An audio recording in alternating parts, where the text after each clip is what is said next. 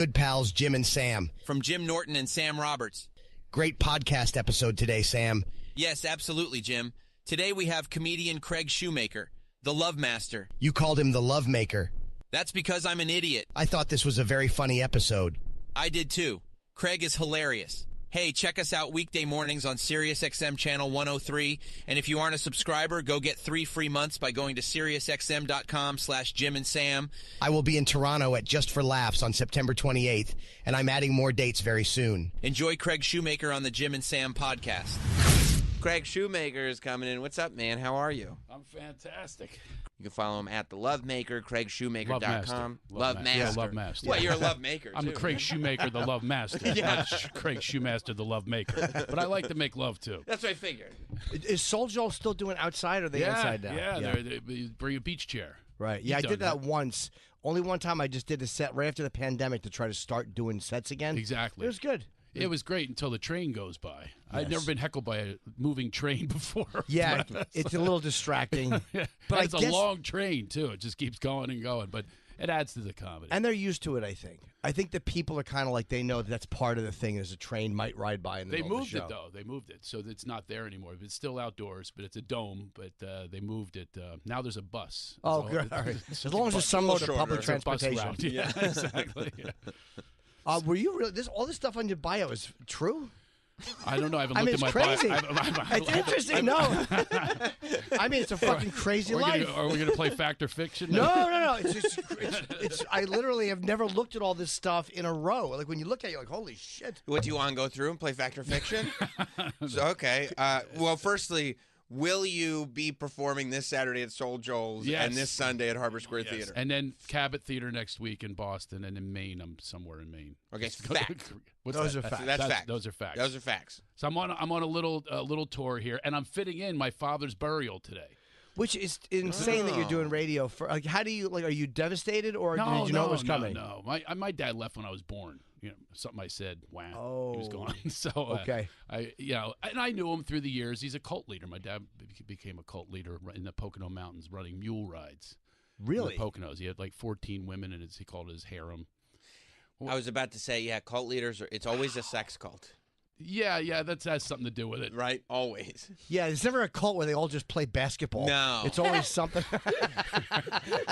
They do volleyball, though. That's pretty common. Because the tits bounce, of course. You remember Richard Jeni, right? Sure, yeah. One of the classic lines he ever said to me is we were staying in his place. He called himself the King of the Poconos. He goes, get over to that comedy. I can curse on here, right? Yeah. Go to the comedy shit. You can be part of my empire. I'll be... I'm king of the Poconos. I was like, I'm going to be prince of the Poconos. Fantastic. So me and Glenn Farrington and Rich Jeni were doing a tour of the Poconos, and we're going to stay with my father's. And he goes into the King's. He chooses which women sleeps with him that night. Nice. And then we go in. I'm there. So Rich Jeni turns around. I go, shh. We had to be quiet. It's like late at night, and we're sneaking in. I go, shh. You wake up my father. He goes, shoo. Fuck your old man, and the mule he rode in on. Such a classic Jeni line. I'll never forget. And Glenn Farrington, by the way, didn't he make his fortune putting Wi-Fi on cruise ships? He's a comic. Exactly. Made millions putting Wi-Fi on boats. Genius, yeah. Yeah, brilliant. That was the move. Better than doing stand-up. So wait, your dad left when you were a kid, and then just be in a cult? He would come back to start a cult. No, he would come back now and then. Before the cult, he would always do things like, and I would. One summer I spent with him, I caught a shark. It was like a big bonding moment with my dad, wanting to be a man with my dad and everything. I was like 13. And he starts eating. He goes, this is good meat. And he goes, let's make shark boats. And he finds a deal. You know those landing crafts in Normandy? They get with the door and empty out the soldiers. He bought 6 of those. He goes, your sister can run the bait shop and... he goes, recreation's number one industry in the world. So he had all these shark boats he was going to make, catching sharks on. He got them for like $1. He goes, just repair the bullet holes, good as new. So wait, they were from Normandy, and he bought a little beach. And I went down with him to Norfolk Shipyard. I'm like trying to bond with him, and meanwhile he like sticks me in a car with some fat guy snoring. Like he sits in his cabin, with some woman, of course. And then we towed these things back, and it looked like the invasion of Tarawa. There we were. And he was going to start this whole shark business. So he was an entrepreneur, which is a French word for scam artist. Yeah, can be.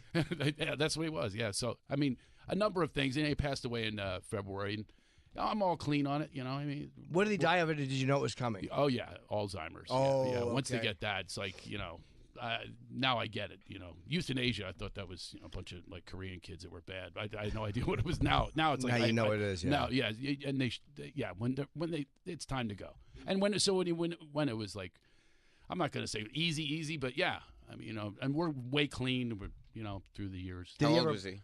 What's that? How old was he? He was like 89, Okay. and it's time to go. And we had so many experiences, like, and it made me into a comic. You know what I mean? If I had an easy life. He just, he bought me a car for my 16th birthday. I was so excited. I hadn't seen him in years, and signs the title over. I'm driving it up and down the driveway, and didn't have my license yet. And then he drove away in the car. I never saw the car again. So my friends would go, "Do you have a car?" I go, "Yeah, here's the title. Drive that to the mall." Oh. So he left all these little kernels. He was like 8 years old. He said, "Hey, you could be an estimator." I didn't even know what that was. He converted cesspools to sewers.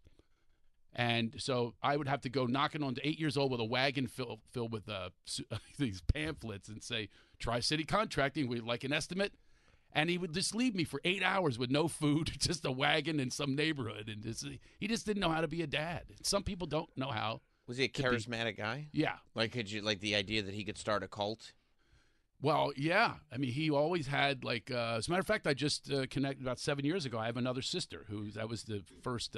Made in the cult. The first one, the first one to leave went to Michigan, and then we found one another, and now she's my Through little sister. one of those DNA, like 23andMe or whatever it's No, called? we knew about one another. I tried to find her first. As a matter of fact, I found one who's her exact name. She goes, "Well, I'm not her, but would you be my celebrity and call in this radio show?" so sure, my almost sister. So You found the wrong one? I found the wrong one, yeah. And we knew it right away. But I was searching for her, and finally she found me. She goes, "Are you the son of A.J. Shoemaker, Pocono Adventures on Mules?" I go, "Yes, I am." One of the great moments, though, was I was playing the Poconos at Caesars, and they think I'm this California star, send a limo. You've played up there, right? Mm-hmm. And the guy's giving me a tour. He's got this Shamokin, coal miner accent. He goes, over here you got your racquetball. Over here you got your quoits. You know what quoits are there, Craig? He goes, "Oh, my gosh, there's A.J. Shoemaker and his harem. What's that nut doing here?" And I got to say, "That's my dad." And he walks up. I hadn't seen him in years. He takes my cheese tray. I go, "Oh, this is good. Take it back to the girls at the ranch. Judy loves Gouda." So he stole my cheese tray. What an interesting guy. Really interesting guy. I mean, all the entrepreneurial efforts that he did, and he ended up in the mule business. He had 75 mules taking people on rides in the Poconos. And did your mom hate him? My mom, actually, we're debating right now if she's going to go to the funeral or not.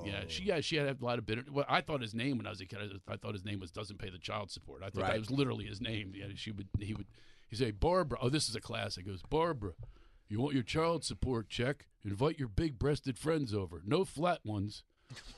He was selling bras, like an Amway bra thing, like a multi-level marketing pyramid bra operation.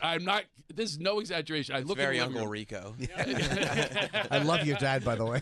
I fucking love him. He's smoking a pipe. And I hadn't seen him in years. I was 7 years old. I look in the living room. There he is with all my Aunt Barbara, Aunt Fran, Aunt Dottie, what you call an aunt. Mm-hmm. And there's my mom's friends in bras with him smoking a pipe. The only guy in there going, "Turn around, Dottie. Show it how it lifts and separates." This is the 3-class model for the full-figured woman. What a genius. I know. That's my dad. He's a genius.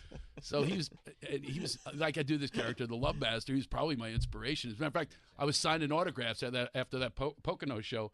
And he was at the end of the line with a pad signing people up for mule rides. He goes, "Tell him who the real Love Master is. Hey, look at this. I got a harem." And the next day he pounds on my door. "Get up." Because all these people signed up to do a mule ride with father and son. Really? Jesus. Yeah. So I did one mule ride after another because all these fans were there. And it was just, I mean, there's a million stories. I'm writing a book about it now. Yeah, you should. I don't even talk about it in my act because no one believes it. Are you going to talk at the funeral? Yeah, I'm running the funeral. Oh, you're doing it. It's probably only 2 people are going to show up. It's not a big deal. It's a military thing. You don't think the harem will come?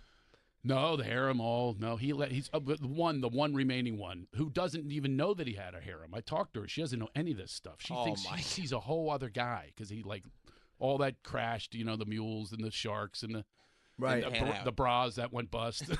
So anyway, so it's all over, and then it's just him and this woman who's going to meet me there at this funeral in Washington's Crossing, Pennsylvania. So she met him kind of at the end of that run. At the end of that run. Yeah. And she didn't, I tell her the story. She laughs. She goes, what? And she says, he's never even cursed around me. I go, what, are you kidding me? You know, so we know a whole other person that she knew at the end. You know, he turned out to be a different guy. Right. Yeah. Alan in Pennsylvania.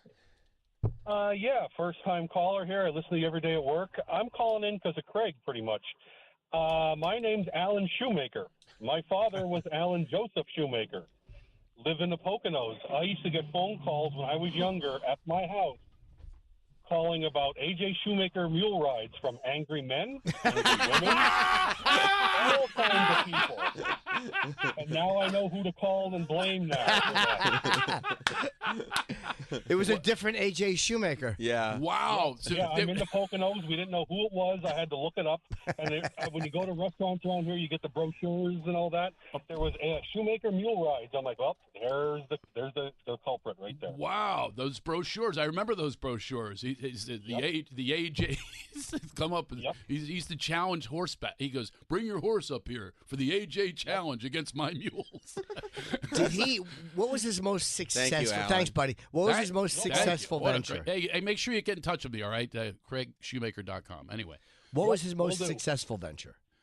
Well, I'd say the mules that lasted the longest. I mean, and, you know, believe it or not, the converting cesspools to sewers, which that was another one.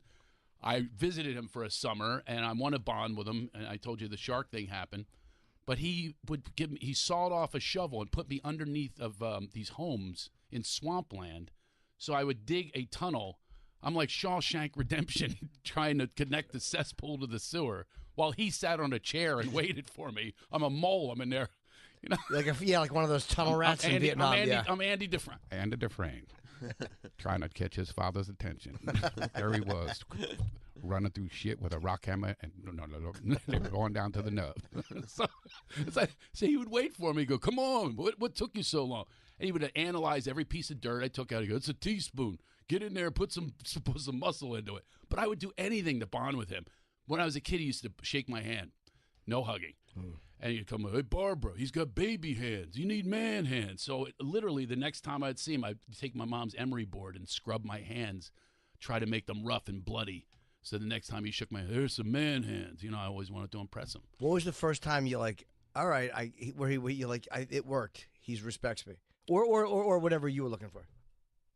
One time I met him. I was like 21 years old. And I always said, oh, God, can I get my dad to love me? And I'll never forget this. I don't want to get emotional, but we're in a parking lot. And I think he was coached by the harem. And he goes, love you. He says it to me. And I couldn't say it back. Really? Yeah. That's my one regret in life. I just couldn't do it. And was it because you were mad? I wasn't in a place for it yet. You know what I mean? I just wasn't. Yeah, I was kind of coming from that resentment space. And, you know, I hadn't cleaned myself up yet and wasn't really prepared for that. It's like something that I wanted. And I searched for it, and I did all the stuff that he told me to do, man hands and giving out, you know, pamphlets or whatever I had to do. I would only see him like once every year, 2 years or whatever. Sometimes he would just send one of his women in who would take me, you know, during my visitation. So it was like, and then finally he did it. He goes, I love you, you know, and I went, yeah, okay. Right. And I walked away. Yeah, it was in a parking lot in Quakertown, Pennsylvania. But anyway, yeah, that was the one time that it did happen. Where, you know, we had what I searched for. But that's tough to do, too. I mean, you get raised without getting hugged. It's hot here. Right? With needing emery board hands, needing, like, seeing him once every 2 years. Like, yeah. It's like a leap year dad. Yeah. Yeah. It was hard because, you know, I went out for sports and stuff. Where's he in the stands? Right. All that kind of, my catch. My mom taught me how to throw. So I ended up, you know, throwing, looked like I was left-handed, you know, so my mom taught me everything. My mom had to be both, you know, she played both roles. How did he start his cult? I'd like to start a cult. Well, you know, he's just very charismatic. He had a mother-daughter. I mean, it was like just crazy. I mean, yeah, he just is charismatic and they gave all of their possessions to him. And oh my God. They lived in this like campus. And what was he like promising? Like, was it a communal lifestyle thing where? Well, they were happy also because a lot of people, I'm not making fun, but they love livestock. I mean, people, that's what the business they want to be in. And here he is offering you can run this stable and take people on rides, and they're very happy, and he's happy because they gave him all their shit. Yeah. And everything, So he just had that way. But I actually. You say I'd like to have a cult. I'm too codependent. I remember one time. I mean, I care about people's feelings, so I'm in the wrong business. I know that. But I would be caring about, if I'm with one, that the other one's upset that I'm not with her, let alone 14 of them. That'd be 14 times. Insane. Right. That's on steroids codependence. Although they're probably relieved sometimes, too. Like, all right, he's with me now, but I don't have to deal with him for like another few days. Like, there probably is something to that, too. Well, they're happy if he goes. I never thought about that. Yeah, I'm exhausted from the last time. But it was an unusual relationship from sperm. I mean, it started off. He's an unusual guy. How'd your mom meet him? Eccentric.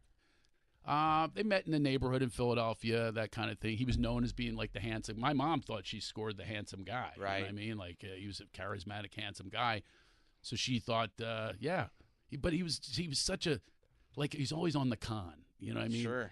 And my mom would tell me, like, for instance, they lived in Hawaii, and he was a CB. They're called CBs. I don't know if you know what they are.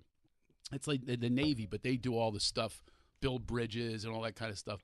But he would talk people he would just be on the boat with a guy like Bud Courtney, and Bud would paint the buoys while he just sat there smoking a pipe. That's the type of guy he was. He could just get people to do things. Like me. He loves sitting watching somebody else do it. Exactly, and telling you how to do it. Yeah, he would come up with the scheme or the gig. Hey, let's do this, and then I'm going to relax, and you take care of that. Yeah. He's smart. He's a manager.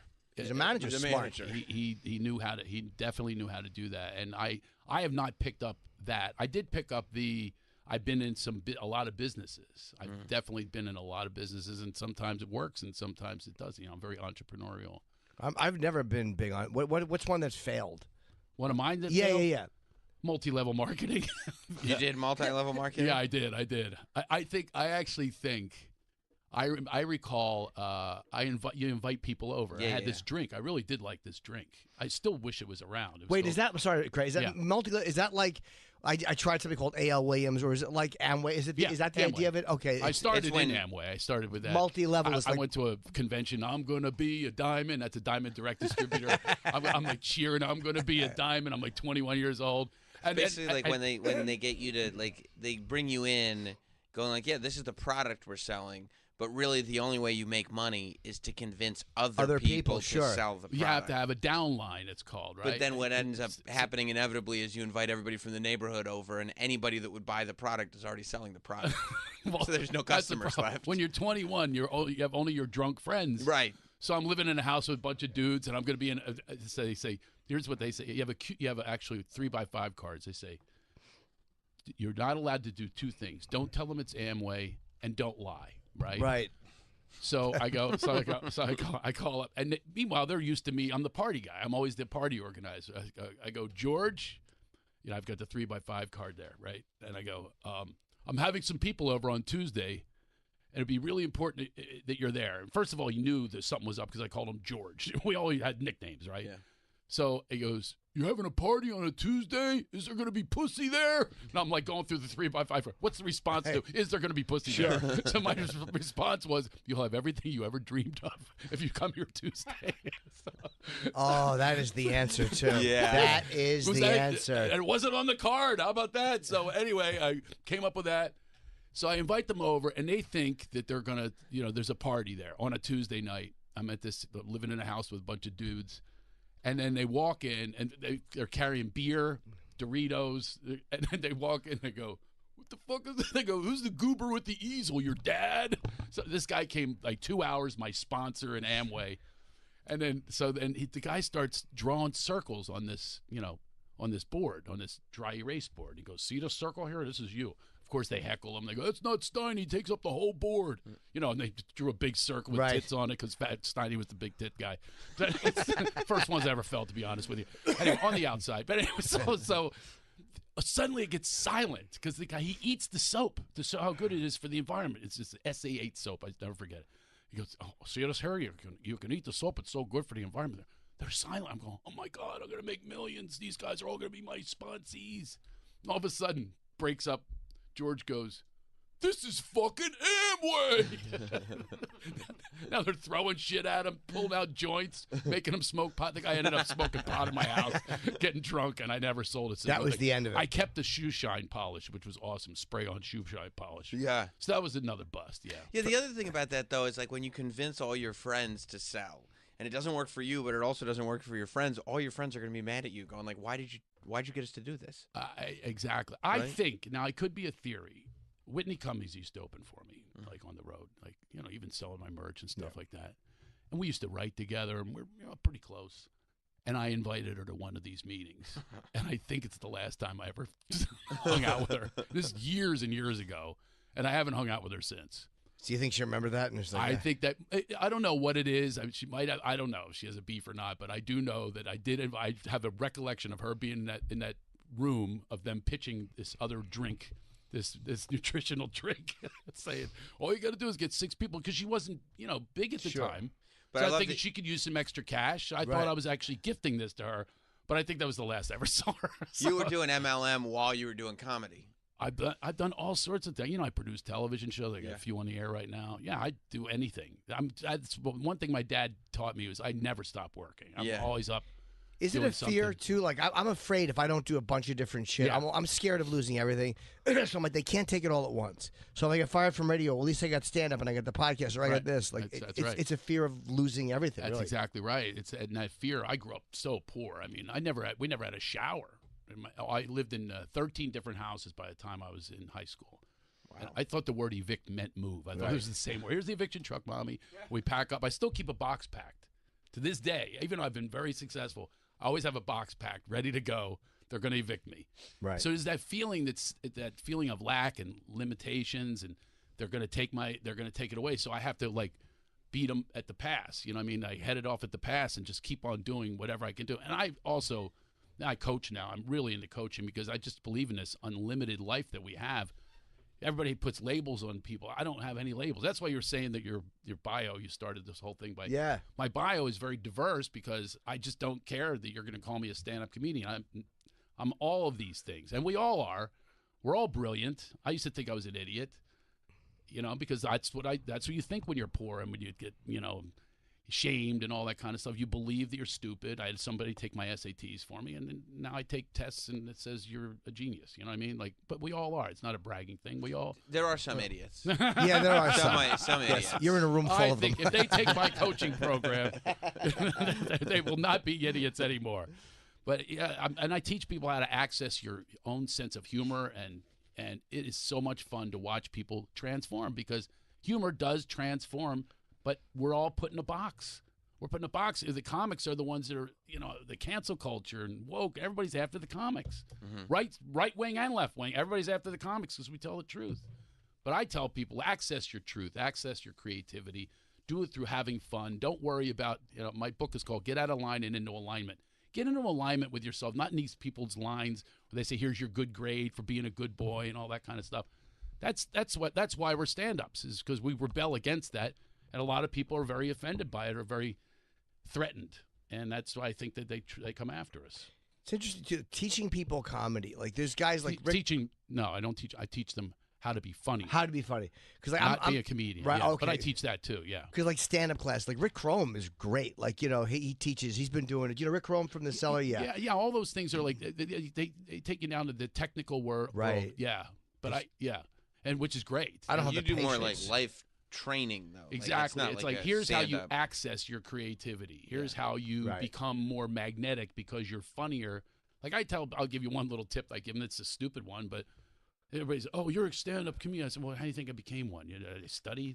We don't have mentors. We do everything on our own stand-ups, right? Got to create it all. So I was like, how about this? Next week, everybody come and just tell us your favorite funny movie. That's an hour of people going, with quote, those aren't pillows, Right. And now we're just laughing at the quotes from the movies or the coconuts in the Monty Python or whatever it was. Everybody says, now we're all having fun. It doesn't matter that somebody's not come up with an original joke or whatever it is. It's just, this is what makes me laugh. Oh, that makes me laugh too. Now you're all bonding together, and now everyone's loose, and you can transform that way. Because everybody's comfortable talking about funny shit. Exactly. Funny is money. Funny is so underappreciated, undervalued. Look at the Oscars. There's not even a category. It's not even a category for comedy. It's in. It makes no sense. What is it? It's best variety show No, or that's music? not even the Oscars. That's not the Oscars. Oh, bro. sorry. That's the what? The Globes. No, the Globes. Oscars. They just use Oscars the comedians. doesn't have anything. They use the comedians, and then they slap him when he says something. You know. I mean, That's right. They beat up the comedians at the Oscars. Yeah, they just beat up the yes. And by the way, give him a standing ovation 10 minutes later. The guy who beat up the Yeah, comedian. the guy that beats up the comedian. Oh yeah, Good yeah. job. The comedian, and then have an opinion on how the comedian went too far. Went a That little is far. the biggest piece of shit move in history. Is everyone at that standing up for him? Right. Because they didn't want their they didn't know how to respond, No. and they didn't want their party ruined. It's also very telling of like how the industry is. Yes. How they're all going Yes. like, well, if we're we're doing standing ovation. All right, let's do it. Like, there's nobody that was actually Exactly thinking. right. I've been a big lefty. I left the left this year because of this. That was my bottom because I did. I'm not going to go the other way, but I'll explore both. I'm really digging being here in the center. You know, Yeah. I have a new tour, Unwoke as Fuck. You know what I mean? Nice. And if you want to be on it, by the way, I just think the problem with the woke is it's arrogant to say I am woke and you're not, and I'm going to decide how you're not. I'm going to decide the causes, and that's what they do. Here's your ribbon. Here's the cause. Here's your hashtag. And then they look around and go, oh, okay. And they're followers. That's what they don't get. Yes. Yeah. I was in the left because it's very smart, usually, intellectual. Great. I love it. But now the intolerance, I can't be there. I can't be part of your intolerance. As soon as you hear something, oh, he's a Trumper or whatever it is, whatever, MAGA, whatever label they put on it. And that's what they did that night. They showed me that they absolutely have no guts. They have no character themselves, that they have to look around. You know what I say? It's like, you tell me woke as a marginalized people, yeah. How about the word compassion or empathy? Then I can go with it, but not you're woke enough. How about Native Americans? You don't see hashtag Trail of Tears. To me, that's the cause that would make me woke, right? I've been trying to tell this to Jim for a long time, but he is doing a tour that is woke as fuck. Like, Jim has become a woke comic. Oh, It's no only way. because I enjoy snapping. That's the only reason. I just enjoy snapping. That's it. It is. I'm a much better snapper than the average person, and I found a way to show it off. And I have two mics hanging down like that. It's not a principled thing. You No, just no, love- no, Yeah, not yeah. at all. Just Oh, love not your- at all. No, yeah, no, no. Yeah. He's Very no. good at snapping. Yeah. I have a mic I talk into and two that hang above me, and I do that, and the place goes fucking crazy. It's the snapping trend. As soon as that's over, it'll be. Jim has to do a sound check before every show, and he doesn't say a word. It just I don't want to say, but that's actually become part of the show. People come in for the sound check. It's like when Kiss does warm up, they'll allow people to watch the sound check, and they come in just for my fucking premium snaps. ticket. What's the next trend? How about slapping your ass and have the whole crowd slapping their ass? I would like that a lot, actually. Yeah, there we just came up with that. It's fantastic. The slapping your ass as a form of approval. It is funny how, and I think part of it is, too, as we get older, what is liberal or whatever becomes so crazy and different. Yes. That they, like Bill Maher, I love Bill Maher because he doesn't police people's language, but he's still pretty left-wing, but he's not, fucking unreasonable. Yeah, he's much more in alignment with me. Yeah. Where he's having these discoveries. You got to be willing to listen to everything. Listen to everything, because it's not like you can just dismiss everyone if you have one character trait or one thing that you're following or whatever it is, or what's something you're about, and just dismiss you completely. You have got to listen to all of it, because you don't know. We don't know. Everybody says, oh, I know that that's a fact. No, you don't. It's because it's your echo chamber that you're in. It's weird. As the older you get, too, I think the more comfortable you get with just your own thoughts. And no, I don't necessarily need the group to agree with me. I feel more comfortable in being me. I don't need the pat on the back for saying the popular thing with this group. You just kind of become more comfortable in your own skin, I guess. Exactly. And just listen to yourself. Our own voice, it's deep inside of us. It just gets pushed away. So I encourage people to go with, that's a potency, just go with that potency that everyone has it. But we put it away because we get in these comfortable situations, whether it's religion, whether it's whatever you're following. You're deifying a leader, whatever it is. No, listen to yourself, and you'll have all the answers. Yeah, it's difficult to get to that place, though. I think, as you get older, you do, but there's always the fear of being ostracized. It's like why people don't tell certain people would be served well having people in their life that told them the truth. You know what I mean? Yeah. We all want rah-rah people around us, but Like Trump would be served well by having somebody he listened to who told him what he needed to hear sometimes. Like once in a yeah, not a good idea, bud. No, I know you want to, but that's not going to work. I don't think I'd be good at it because I would think I'd be good at it, and then the first day he would go like, "I love having you around," and I'd never say anything to annoy him again, just because I like the approval. Yeah, like, do you know what I mean? Like, that's what happens to very famous people is everyone's afraid of being kicked out of the inner circle. That's exactly right. Well, it's a financial situation, you know. A lot of times, I mean, I'm afraid to say certain things too because as soon as you're in that group, that's it. What are you afraid to say? Well, I just. What letter does it start with? P. You just get people are so quick. I hate the word triggered, but you just put the gun away. You know what I mean? Just listen. Let's have a relationship. Let's discuss. Let's be open and all of that. That'd be a nice way to live. But everyone's so locked in to being right. Have you seen Jim's new tour poster? No, what is it? It says "trigger this," and he's pointing to his crotch. Yeah. Well, come on. I didn't want to say. I mean, I was going to surprise the audience with this. But trigger this. Yeah. And I'm like that. But I'm smiling to let them know I'm just joshing. You're just kidding. Yeah. It's all fun. I can't come up with a good tour name. Tom Segura came up with the best tour name. I'm coming everywhere. I was like, what a great name for a tour that is. And the name of his Netflix special is I Came Everywhere. That's I used to have a tour. Somewhat. What did he call it? What'd you call it? The Love Master is Coming. Are you? Nice. That's a great name. Yeah. Well, obviously Segura is more popular than I am, so it's his now.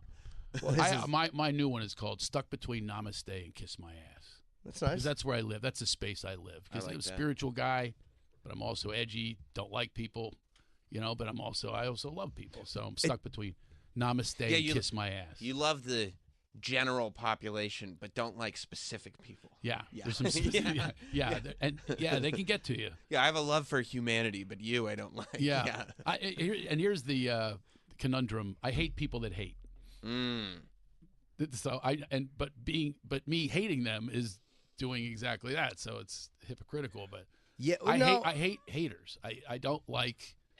You know, when they come after you or whatever it is, they snap at you, and then they make all these conclusions just based on a tweet.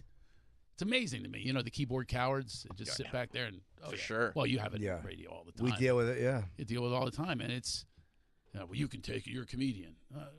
You can take a joke. Well, show me where the punchline is, and I might laugh. You know, it's very rarely, if ever, funny. But they're not even kidding. Half the time they're just saying things they want to say, and they're like, "How come you don't ask what someone's real name is when they say something nice?" It's because somebody would say something nice to you in person. Like they're not saying when they say something nice online, they're not saying anything they wouldn't say if they saw you in the mall. But when they say something shitty online, they are saying something they wouldn't say to you in the mall. For sure. I mean, I've gotten hate mail for a lot. I mean, I have a folder of hate mail, real hate mail in my Gmail. I don't know if you need to save it all. Why not? Why save one? By the way, this one fucking. Let alone an entire. folder. Oh, I just mark it. Like I just mark it because if I ever get shot someday, there's a trail. Yeah, but here's the problem. There is so much hate mail that finding the one who finally shot you would take forever. Well, they could just look under the folder marked hate mail. It would be a 100-year cold case. That's right. Yeah, but there's a lot of them. But again, nobody has ever said it to me in person. I've had like one or two people say, I didn't like that thing, but it was never aggressive and it's never like with the same tone as they wrote it. So you know what I mean? Like, or as people have written it. So you know, that's why people say they're cowards, not because it's a fake bravery. It's because in all the years I'm doing stand-up, no one has done that. Yeah. No one's come up and said, hey, fuck you for that joke you told. And they won't. Of course they won't. They won't. Well, they do. They do with me. Really? Do they? No. Have you ever had a physical confrontation at a show? I've had an ashtray thrown at me in Lodi years ago. That was it. Yeah, but that was because somebody regretted their purchase of ticket prices. He was a club owner. Yeah. Why'd you have an ashtray thrown at you? I did I called some guy gay in the. I mean, this was probably in 1995. Were you Sandy Kane? Yeah. Hey, what are you fucking gay? What are you gay? You know, that's been 95. That was a great insult. Hey. Yeah, that really 95. Oh, please, the 90s? Hey, what are you gay? Fucking relax, folks. I just came up with it. They go crazy. This guy's a genius. But yeah, it was like one of those things. Yeah, that No, kind of and he throws an ashtray. Yeah, exactly. To show it, a real man would throw an ashtray. No. Or you say, why you bother me where I work? Why do I go to where you work and knock the dick out of your mouth? Oh, that's going to get them going. Ashtray. That's an ashtray. But now they have no ashtrays. I don't go now to the it's just a cell phone. I don't go to the peep show and knock the mop out of your hand. Like, there's a lot of those great lines that guys have come up with over the years. Yeah. But yeah, no, I was just insulting him when he threw an ashtray. But that's as close as I'm good at diffusing it on stage. Like, you can kind of sense it in a weird way. And it's like, if it's something you can diffuse, you do it just because it will wreck the show. You know what? I love this about the wisdom that's gained from doing it so many years. I used to snap, you know, at them and, come up with the lines and just attack them. Just to, I'll show Angrily. you. And now I let them kind of get it out. And I'll just stand silently. I go, okay, like, what else do you have to say? Like, and and you can't reason with alcohol, by the way. Right. I had a guy recently, as a matter of fact. And then I said, he said something about, I said, well, freedom of speech. He goes, I fought for your freedom. One of those guys. Yeah. I said, well, I appreciate your service, sir. I didn't go after him. Right. Because he probably had a gun. Yeah. That's the other thing. And it ended up being diffused, and the audience got behind me because I wasn't insulting to the guy. If you insult, now they're going, oh, that's not fair. It's not a fair fight because you have the microphone and so on. So the audience literally took him out. They took him out of the place, and then his wife came up afterwards. He wants to apologize to you after the show. Yeah, that's rare.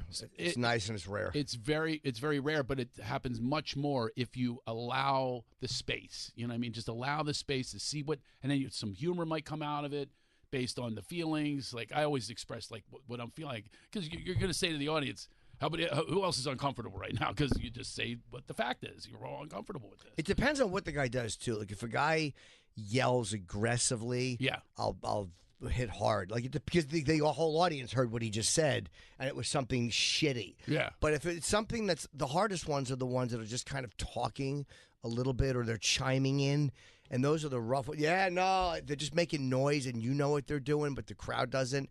And those are the really hard ones, because if you attack them too hard, people think you're a dick. Yeah, they have to. It has to happen within at least 15 minutes of your show. You have to have the audience loving you for them to be behind you. Otherwise, they'll defend them. Yeah, they will. That's the way all fights are. It's like, whose side are you going to take? Underdog?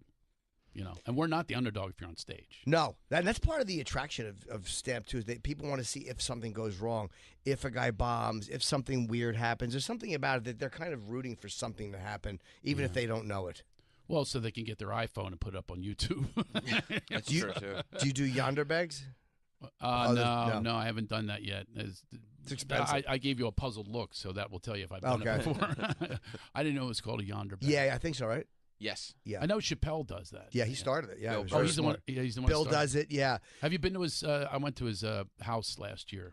In Yellow Ohio. Creek. Yeah, no. Yellow Springs. Oh my God, what he calls it a summer camp, and I walk in, it's like I hadn't seen Fallon in years. He's there. Chris Rock walks in. Hi, I'm Chris Rock. No shit. Yeah. He walks off his private plane. He gets on stage. It was just it was nuts. Jon Stewart was there, and we went all dinner together. And so it's such a fun hang. The Chappelle's got this whole thing. You're in a cornfield. You actually perform in a cornfield. Oh, you're actually doing is there an audience there? Oh, big audience. Oh, okay. No, big you're audience. performing for each other. That's what struck me as odd. Yeah. Okay. No. And yeah, I took Caroline Ray there, and we all went just hung and just told old stories and. Oh, that's nice. I was Chappelle's first headliner when he was 15. Oh, really? Yeah. Wow. So that's the way he introduced me, because this guy's an OG legend or whatever, and introduced me. And then we did improv together. It was like a real highlight of my life because, we all, as headliners, we don't see one another. I've never worked with you. I mean, right. I haven't worked with you either. I mean, no. Unfortunately, I do. I can tell you, missing nothing. Come on, let me take your place one day. I'll see for myself. But yeah, so I don't see. And Fallon, 1997, I was at Caroline's, and I was doing really well at the time. I was a big drawing a lot of people. And a lot of comedians would use my audiences to warm up for the Oscars, or when Chris Rock was doing the Oscars, Gary Shandling Emmys. They would use my audience in Hermosa and stuff because I really draw like a great audience. Right.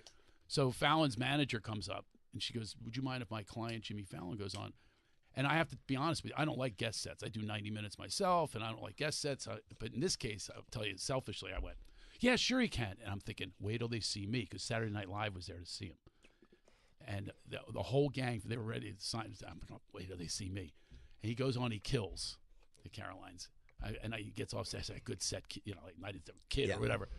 He said, hey, thanks for letting me go on. And I come out, and they go, hey, Craig Shoemaker. And I walk on stage, 11 empty seats. I know. I know. They got up and they signed him in the other room. He got signed to Saturday Night Live. So I'm thinking he doesn't remember this story, but he leaps out of his backstage at Chappelle's. He leaps and goes, remember when you did? I go, oh, yeah, I remember. It's always nice when they remember, too, though. It is, and that's what happened that day. Is like you think nobody even knows my name, you know, but here's Chappelle and here's Fallon, and it's just like, and then we're telling old stories and, you know, talking about those days of Jerry Stanley gigs and all those things in Jersey where we'd all meet. Yeah, remember there was a time where you could get a gig if you had a car. Like you could be the worst comic ever, but you've got a car. He's the car guy. Yeah, that you could get a gig if you had a car. You would meet like on 45th and 9th, right around there. And you would go out to the Jersey gigs, the Long Island gigs, and if you had a car. I lived in Jersey, and that was one of the reasons I got a lot of work. Because you had a car? I was sober, too. So I would drive, and like Bob Levy, who, you know, I don't know if you know Bobby Levy, very funny, but Bobby would drink a lot. And, you know, he didn't want to drive. Yeah. So I would take him or Otto, who didn't ever drove. So guys who didn't drive, I was able to fucking get a lot of work opening for those guys. Yeah. Oh, so you're one of the car guys. Yeah. Yeah. And I would do well on stage, but I think it was just as much the fact that I drove and I didn't drink. So I would get them. People knew I wasn't going to get pulled over or hit a fucking pole. Yeah. Yeah. Whatever it takes to get stage time. Then you know what I mean. That's what it takes. I don't know how it goes today. You know what I mean. The open mics are done like online. There's like a website where people can go and find open mics. What? Yeah, there's a website. People will ask me, how do I get on stage? It's a Google Sheets now. They have like a big like spreadsheet, and you go by day. And there's this app or like website called Slotted. That's it. Wait, Slotted. I'm thinking of something else, but yeah. Slutted is what you're thinking. Come on, Sam. God damn it, that's a good one. That was a good one. So it's a Google sheet? Yeah, it's like a Google sheet with all the like mics across the city. Like different cities do them in different ways, but that's how New York does it. Okay. Like somebody just organizes it for all you guys. That's awesome. Do you do stand-up? Yeah. Oh, that's how you know. Did I not know you did stand-up? I think I've told you. Oh, maybe you did. Oh, okay. Well, how often do you go on? Like 3 or 4 times a week. Oh, that's great. awesome. Awesome. Where do you work? Broadway mostly. I've started doing stand-up NY a little bit. Oh, Cooper's our intern, young college student. All I know is I've only known him 40 minutes, and I'm finding this out. You've been working with him for a while. I know, but I probably know and I just forgot. He told us like a couple weeks ago. I just forgot. Jim was right here. I was busy. I don't sleep well, Craig. All right, so you're starting to do stand-up New York? Yeah. Okay. Good. How is that club now? Good. It's cool. What are you giggling about back there, Travis? Just like good. Well, no, I mean it's good to see a guy doing different You're rooms. just listening to the experienced comic and impart some wisdom on the young comic. Yep, that's okay, all. Yeah. That's all you can say. You do doing stand a club? up? All right. That's how it is. Yeah. There's so do it then. I don't know what Cooper does on stage, so I would have to see him on stage, and then if I had an idea or a thought, but I wouldn't be presumptuous enough to tell somebody. How do you do generally? All right. Last one went pretty well. Oh, look, there's some. You got some crowd. Do you have footage of yourself when you were young? Yeah. Yeah, it's crazy. Wish I had more. Have you had tough nights too? Oh yeah. Where it's just like, oh. Mm-hmm. I've had one where I finished and somebody goes, "Give it up for the Make-A-Wish program." Oh. That had to hurt. You got to give it up for that. That was a good one. Yeah. What kind of dick says that though to a young comic? That's tough. But I'll bet if you can get up again after that one, it's like I'm kind of invincible now. Yeah, like it's gotten pretty bad, and I can get back up and do it again and just keep going. That's I think probably one of the secrets. There are these weird moments, like where like there's certain bombs you remember, like that was like almost like a trajectory changer, like where I had to make a decision. Yeah. Oh, this is how humiliating this can be. Am I going to go back up again, or am I going to walk away? And once I almost walked away. There was one bomb working with Bob Levy, who I looked up to, and I fucking died at Rascals, Ocean Township. Oh, yeah. In front of a fucking full crowd, like in the big room. And died. Bobby emceed. He came in and guest hosted. Oh. And I was young, and I went on, and yeah. bombed. How did the audience react when they called you Make-A-Wish? Oh, they thought it was one of the funniest things. Isn't that the worst? Because they were all thinking Yep. the same Oh, thing. yeah. No, were they saying that because you hadn't had a good set, and he was saying that it was your Make-A-Wish to go on stage? Yeah. Oh, yeah, that's harsh. I mean, Sure. What are you dissecting the joke? It was a great joke. I was just let it making. go. I was just making sure that that's what he meant. I think I he didn't know wanted if he to was make it- commenting on He wanted to Cooper's make appearance. it sting a little bit. It's sting. One time I was working this. Remember when they just open up clubs everywhere? Yes. This guy had a club. He had a garage, and he just painted the windows. And he made made a comedy club in this in Palmyra, New Jersey. That's You where remember that Mitchell's. place? That's where That's Mitchell's. it. That's the one I'm talking Oh, about. Mitchell's. Yeah, yeah. And you do the Tower Tavern on Saturday. You would do 2 shows at Joe- Mitchell's on Saturday. Joe yeah. Donato. Donato. And there was the big mouth on the fucking. Yeah, exactly. And he would go up and he would tell the most filthy joke. You know, he says, and so your cue line for introducing was, "So the cat came on the curtains or whatever." Right. He goes, "Now here's Craig Shoemaker," and so it like set a level of disrespect for the audience. You know, they're drunk. He's encouraged, let's do shots, all that kind of stuff. Yeah. It's just not. And the people were laughing. I'm going, what the hell's going on here? And they weren't laughing at my jokes, but I turn around. I see this guy is humping my leg like a dog with a beer in his hand, just humping. Like that's Nice. thrusting, And they're all enjoying it. and they're enjoying it. It's the only time I ever walked off stage. That I didn't know that was a garage. You threw me when you said a garage. I knew Palmyra. This. Yeah, no, I remember it was this. a converted garage. He painted the windows. I never realized that. Yeah, I did that room 50 times. I never realized that was you mean like a mechanic's garage, not like a home garage, right? yeah. Yeah, you would do that, and then you would do the Tower Tavern. I don't remember the Tower Tavern. Yeah, it was a rough gig on a Saturday. Yeah. The rough gigs, I started not doing them. You ever been on stage and thought to yourself, there's no comedian on the planet that would do well right now? Yeah, I've had a few Corporate gigs. Yeah, Where they can't hear you, or they're talking, or I've been up on stage. It happened not that long ago. I'm going, oh my God, this is horrible. It's an impossible one. Absolutely, there's 1,000 people hadn't seen each other all during the pandemic, and now they're all seeing one another and getting awards and everything, and they're not listening whatsoever. And I thought to myself, there's 0 people. You know, Carlin could come back, and nobody would they listen to at this point. I've had those gigs, and those are really a nightmare. Yeah, you just feel so disrespected. You just feel like a towel boy. You know what I mean? We've got nothing wrong with being a towel boy, by the way. If you're out there, don't be offended.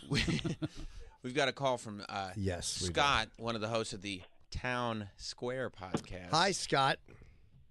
Gentlemen. The Town Square podcast is a great podcast. It's a podcast about our show. So every week they just recap. That's hilarious. What we did. It's also an accountability podcast. Like, they'll be talking about stuff. Oh, I did say that. Like, oh yeah, that did happen. I have not heard it yet. It's a good one. Okay, good. Troy's been on it. Thank you. They're kind of like your sponsor. Thank you, gentlemen. I guess so. Yeah. Like an AA sponsor. Yeah, they take it very seriously. They're going to hold and you. they take it very seriously. They go, okay. And I'm like, oh, I don't think that. Like, there are some conversations that we have that I don't think could stand up to analysis, but they Yes, Scott. Thank you, gentlemen. Look, I don't want to make anyone uncomfortable in the studio, but given my responsibilities with the Jim and Sam Town Square podcast, as a I journalist, just wanted to point out that the last time Craig was on, he said he would discuss, I don't know if it was a beef or just a disagreement that he had with Jimmy years ago. Yes. Yeah, well, he did discuss it. Craig and I have talked about this. Guy's got a great memory. Yeah, thank you for that. It's his responsibility. Yes. We did. Thank you, Scott. Thank you, Scott. Yeah, because that was a big. To do.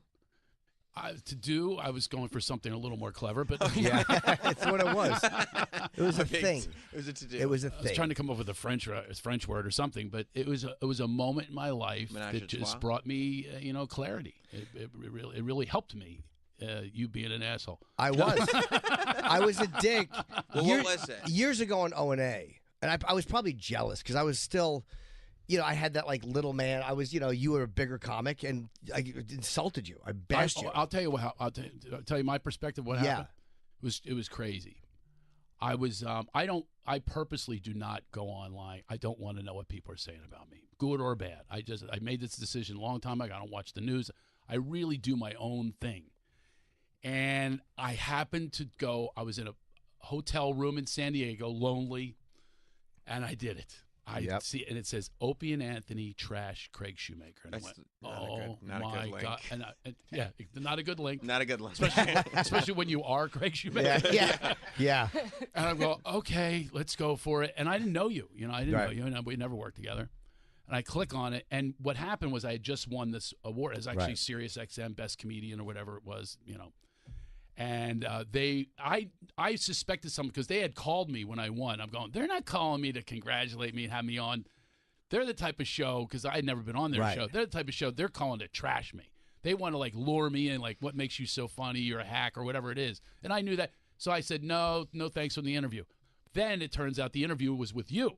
What do you think of this guy? And then they're playing bits, and you just trashed me because I do this character, the Love Master. And I'm sitting there. And by the way, this is years after it happened. And I'm acting like it's live. I'm going, this fucking guy doesn't understand. I'm doing a character. I'm like defending myself. I go, and then there was actually a guy that did call that day. He goes, I love Craig Shoemaker. He's a fucking hack. And you went off. You're going off. And I was so incensed. And I'm the type of guy, I really am tolerant, and I really work. I work on myself. Yeah. But that day I was not. And I swear this is true. Unbelievable how God works sometimes. I'm walking to the gig in San Diego. I had never met him before. Who's playing the club? It's up in lights. Jim Norton. I had my hand on that doorknob, and I'm going to go fucking kill him. I actually was going to punch. That would have been rad. You would have won all the Opie and Anthony fans over. Yeah, that would have been fucking awesome. Yeah, you would have been. They would have. You believe me, things would have turned around. You just showed up with a black eye, and you were like, "Yeah, the Love Master knocked me out." I had my hand on that door, and I was going to go in, and I had a visual of what my fist was going to do. Sure. And then something came over me. Honest to God, something like God or whatever, a voice came over me and said, get into forgiveness. So I got into forgiveness, and then I told John Fugelsang the story. That's right, on the air. And on the air. And I told him about this, like a transformation that I had, and his audience can hear it. Jim's could not.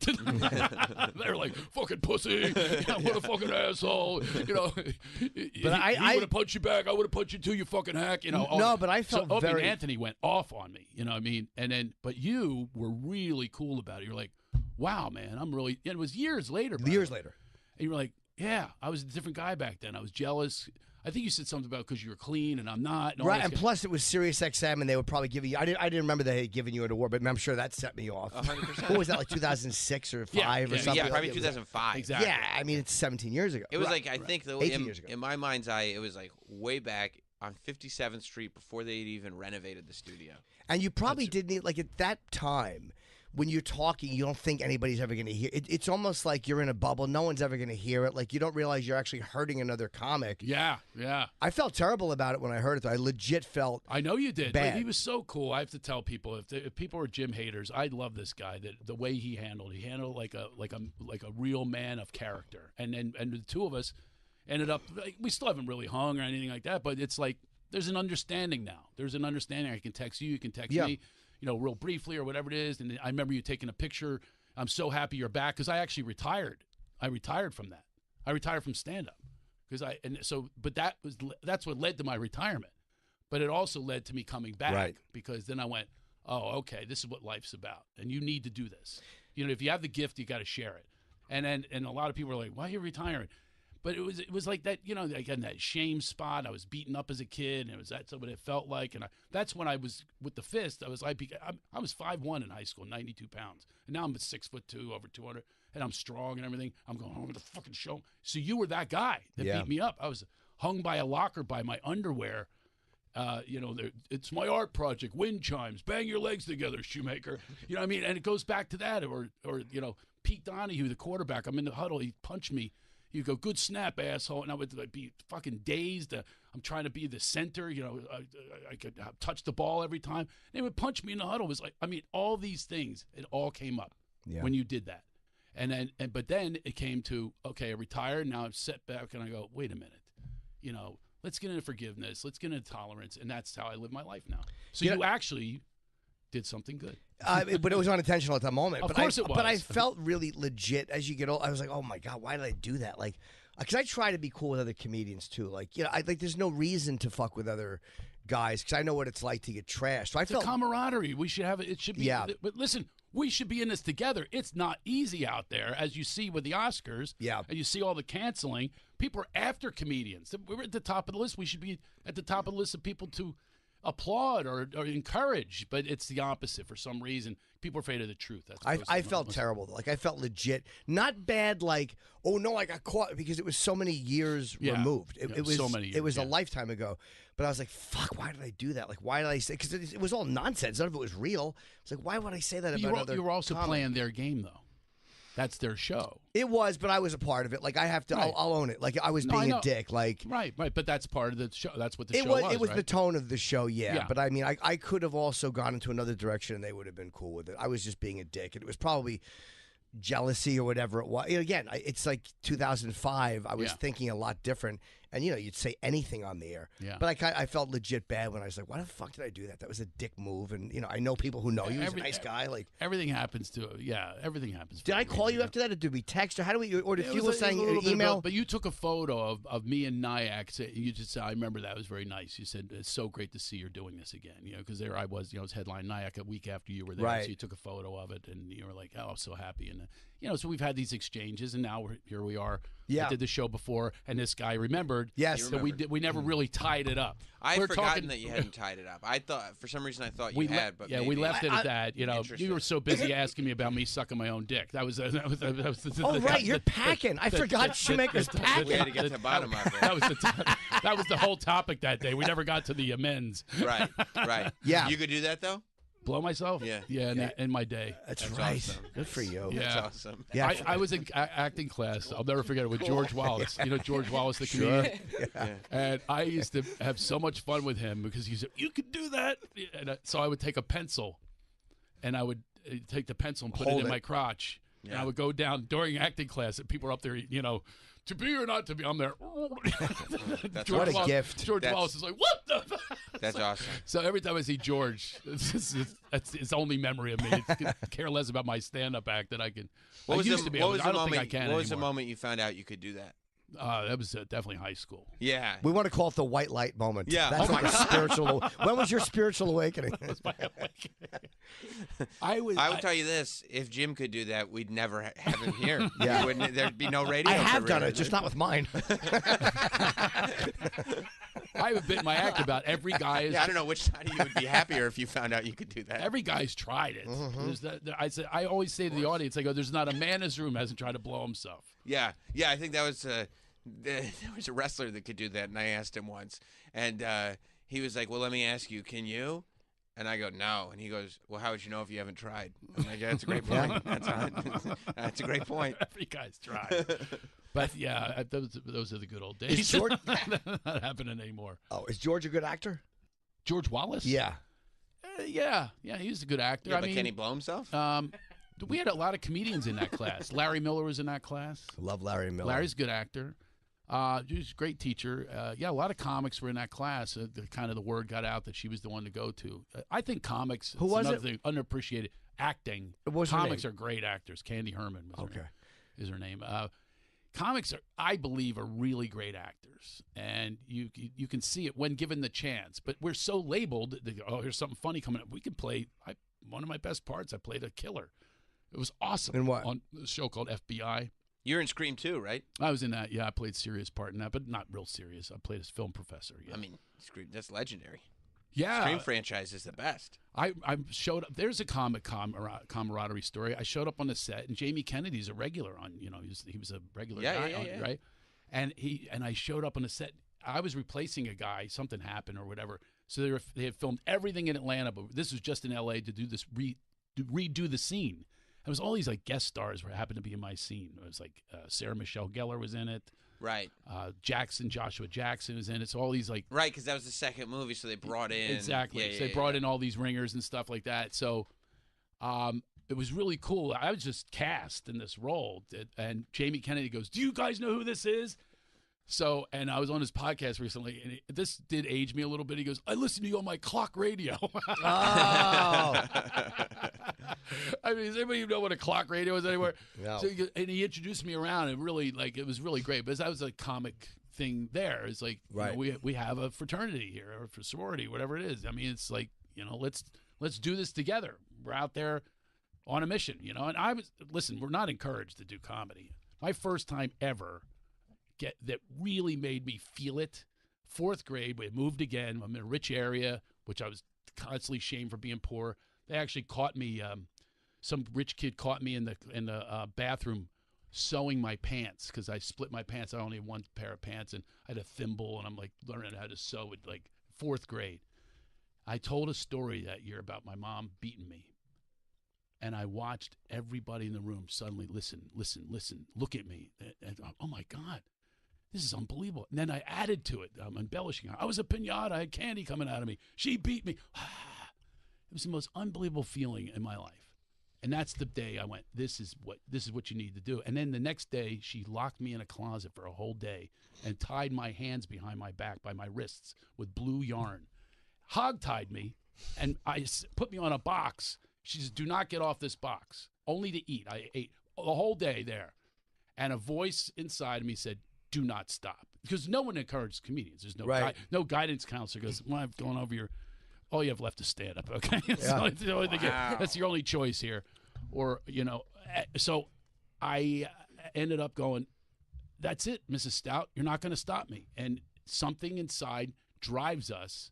And it was that first thing, that first laugh. It's truly chemical, the reaction. It's unbelievable. Do you remember your first time that you? What I remember is writing funny stories as a kid. Like I don't remember what I wrote about it. I was in like 1st grade or kindergarten, and we had to write little stories. And I just did something about an old man getting swallowed by a whale or just hanging on a rib, and all the students were laughing. Yeah. And I remember that fucking high. Like I wanted her to read my story so bad. Unbelievable, right? Yeah, because nobody else was being funny. So yeah.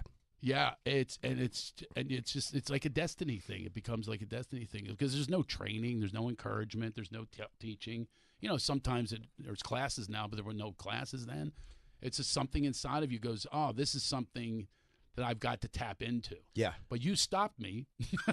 Sorry. Shut up. Mrs. Stout couldn't do it, but Jim Norton. And for the record, I did apologize to Craig too. And I said, look, I was. That's clear. Just so people know. For the 4th time, yeah. We understand. I felt bad. No, your ability to self-gratify, would you say that you've... Oh, we're back to that. No, just because I was curious. Would you say you've used it more often for entertainment purposes or for sexual purposes? Yeah. Like as a parlor trick? What does that mean? Well, have you done it to brag, to show people, like, hey, look what I can do? Or do you do it like when you're alone? Or like I'm great. No, awesome. I've never done it in front of no. Oh, it's always just because for home. That's for home use only. Okay. That's great. Because I don't know if it's a parlor trick, like at a party. Look what I can do. I would do it in front of people. You would? Oh, yeah. Yeah. No, the most Sure. I did was the pencil with. I would show. I put the pencil there. The Mongol number 2. And one more question too, and I think it's on everybody's mind. What's that? Is it more? Is it because of length or an increased flexibility or a combination? Combination. Yeah. That's incredible. Yeah. Good for you. The flexibility's gone though. Right, but the length is still there. No, it's probably not That's there awesome. anymore either. I bet it is. Coop has a question. Coop's got a go question. ahead, Coop. Did it supplement like masturbating? Like, did you go to that full time? You know what I mean? Oh God. It's a fair question. That's a fair question from I have to Coops. tell you, when I do radio shows, usually they go, give us some setups for bits. None of that's happening here. Right. And never have I walked on a radio show going, okay, set me up for, ask me if I blow myself. Are you kidding me? That's all my bio would be. Right. Jim Norton can blow himself. Any other? No, that's all you got to do. What was the bio you were reading earlier? There was like, you were saying, is it fiction? I figured it wasn't fiction. It was actually very interesting. That is not on there, though, the blowing myself. No. It was nor could it be anymore. I don't think I can do it anymore. I could try. It's not a. It was something from a podcast. They said you were kidnapped when you were a kid. Yeah, I was kidnapped when I was Wow, kid. there's like a lot of fascinating stuff. I was on. Oh, wow, it's interesting. I didn't. I guess you had said it's it. Definitely not on my bio. No. We're not putting that one yeah. out there. Yeah, I was kidnapped when I was 13. Yeah. For how long? Serial pedophile. It was 5 days. He took. He was this guy. He had a. I hate to say it because I told the story one other time on a radio show, and I said the guy had a handlebar mustache. And this show is very much kind of like yours. I got so many photos of people with handlebar mustaches. His dad has a handlebar mustache. No way. He does Yes, not. of course he And does. does that. Does he have a cowboy hat and a duster? This guy had a duster, duster and a cowboy hat? and a cowboy hat, and I met him at an Eagles game, and I was so excited because I didn't have a dad, and this guy was my dad. I was drinking with him at 13. The flask up in the 700 level with the woo people, woo, the vein neck people, and that's how you handle the cold in Philadelphia. Drink booze and like whiskey and shit. So I was his guy, And he said, we're going to go to Washington, D.C. And I bragged to everybody that, I said, oh, it's going to be a 5-star hotel. White, I didn't even know if it was 4 or 5. I didn't know how many stars, something. All I said was, you guys should be jealous. I'm going to go see the Eagles play in Washington, D.C. And we got there. It was a ghetto hotel, like a ghetto hotel with a guy behind a cage with skeleton keys to open up the doors. And it just was, and we opened up the door, and it was 2 beds, and he was furious. 3 different times the guy gave 2. He was trying to save me, I guess. And he said, I want 1 bed to sleep with my buddy. I went, uh-oh. And then that was like, then it was like 5 days of just, hell. Wow. Yeah. I remember it crawled up against this radiator. The radiator was so loud. There's a steam radiator with piss on the floor. I just would rather sleep on the piss than go near this guy. But it was really, it was a rough time. But here's the thing is I love my life, and I talk about it with no feeling of like, I don't even use the word sadness, but he doesn't capture me. He's not, I have the key to release myself from prison. So I'm not in his prison anymore. I mean, and it's wonderful to feel like that, to be so free like that, because I possess the ability to forgive. I possess the ability to move forward. I possess the ability to be in love and service and all those things. That's my choice. And that's my choice, be in laughter, helping people laugh, helping them get through their pain and their own pain. And I had actually a miracle happen. I was always told that this pastor lives near me about how brave he is during the pandemic and blah, blah, blah. And I never met him, but I happened to speak at his church. What are you laughing at? No, just a suggestion for a follow-up question, but I don't want to interrupt your story. It's an inappropriate time to ask. But I can tell from your devilish smile. I'm just thinking about I'll follow up this story with this. This guy's talking about being kidnapped. Yeah, because it's going to be tied in a closet. Right, and then I'm going to ask an inappropriate question. You're going to ask. But I'm not. Did I show the pedophile that I could blow myself? Is that what the question was? Well, I was going to go back to the previous topic. Well, how did you get rescued from that? He brought me home. He finally brought me home, and my mom said, "Don't you ever tell anyone ever again." And so you hold on to that. There was no arrest or anything? And there goes my crack habit. That's what, when you hold stuff in, that's what I'm trying to say. You hold stuff that is bad for you, folks. Right. It's really, the toxins build up. And I know people in our neighborhood that there was another guy who was the head of the rec department. This guy was hiring all these kids. I was jealous. It turns out he was diddling all of them. And a lot of those guys are, they're suicidal or. When you said I was jealous, I'm just like. Well, I was jealous because they all had jobs like on the trash truck and stuff, and little did I know what he was doing with them. And you're not jealous of the diddling, Coop. He was jealous before. He's pointing out the irony. Is that what he picked up? Yeah. I'm glad you stopped me because other people listening, but they might have thought the same thing. I was jealous of the diddling. No, I didn't know what was going on. What was the follow-up question? But anyway, I'll tell you this story really quick of destiny, how things work. So this pastor tells a story about he was 20. I stayed for his speech. I did a speech in the morning about laughter healing and stuff like that. And he told me, he goes, 28 years ago, I was studying to be a minister, and I had a fiance, and I had this guy who was my mentor. He had 3 kids. He was in Christianity, blah, blah, blah. He takes to the fiance. This is my fiance. The parents, and she's pregnant. And they say, "You get out of this house. We disown you. You abort that child." He goes, "I can't do that." So he leaves the house thinking, "Oh, I don't have parents anymore." She takes the ring, puts it on the dashboard. She goes, "It's not even your child. It's your best friend's child." Oh. So he's completely distraught, and he's suicidal. He's going to commit suicide. And he knows exactly where he's going to drive off this cliff to the left. He says this to the congregation, but he didn't do it. A miracle occurred. And later that night, I was watching Kenny Loggins, an old friend of mine. He's doing Peace of Mind, literally. I get a text from the guy. The reason I didn't drive off the cliff is someone had just handed me a CD of Craig Shoemaker. I laughed till I cried. Life is worth living, and I am with you forever. And now, we're the best of friends. Well, you can see Craig Shoemaker. I went back to 4th grade. I went, thank God I kept doing it. Just that one, you never know what's going to happen when you're out there and you're putting it out there, when you're free and you can express yourself, and that's what comedians, we should be encouraged to do so. I've unfortunately had just the opposite effect. Someone told me I felt great, and then I heard your CD, and I aimed for a lake. Yeah. Yeah, it's the end of the song Stand. Yeah. It was you. Yeah, it was me. Have you ever been part of a suicide note? Only my own. Just the signature at the bottom. Yeah, I tried to sign Jim was here. You can see Craig Shoemaker, by the way, this Saturday at Soul Joel's in Pottstown, I Pennsylvania. will not be talking about pedophilia, blowing myself on the phone. Well, however, I will be at the Sunday at Harbor Square Theater in Stone Harbor, New Jersey. And then he's on to Massachusetts, Maine, California, Florida. You can go to CraigShoemaker.com. And on the way out, Craig, because you have to get to your dad's thing. Yeah, my funeral for my dad. Yeah. A lot of people are just kind of wondering. Look at the devilish look at his face. This is a lot of people. A lot of people are just kind of trying to. People are saying. A lot of people in your head right now. A lot of chatter. You're creating this question. There's a lot of chatter out there. There's a lot of chatter. That's about to come. This is not going to be an appropriate question. But no, I mean people are just wondering: is it more of when you're orally self-gratifying? Is it a situation of a bend over situation or a legs behind the head situation? You see what I'm saying? Yeah, like, and it's actually a question I hadn't thought of. Is it a standing, but I would love to bend know. over, or do we lay on our backs and put our head? Because that's. I've been on Stern 5 times, and he's never even asked me that. Well, he's probably never thought of it. That's a deadly He's question. not quite as good as me. But the people do want to know. The people. Go ahead. I represent the people when I love how serious you were. The people would like to know. Anyway, back to you. The floor is yours, Craig. Yeah. Is it a standing bending or a laying head? It's a sitting bend. Sitting bend. A sitting How bend. is that not even one of your options? Yeah, it's I'm sitting not bend. in acting class putting my legs over my head. I didn't know. Have you tried it like I that? told you it was an acting class that I would show George Wallace how I did it with a pencil. That makes sense when you say it like so that. now I would bend there That's a while dumb people were question. acting, and I would bend down, and that's when I didn't have a belly. Yeah. You know, That makes sense. I was very skinny, and there was no problem being that flexible. There's a little Gumby thing going on. Well, I feel like we got a lot accomplished. I feel like we got the facts out there. And I think that's important. Yes. It's always a pleasure, Craig Shoemaker. I love the sincerity wrap-up.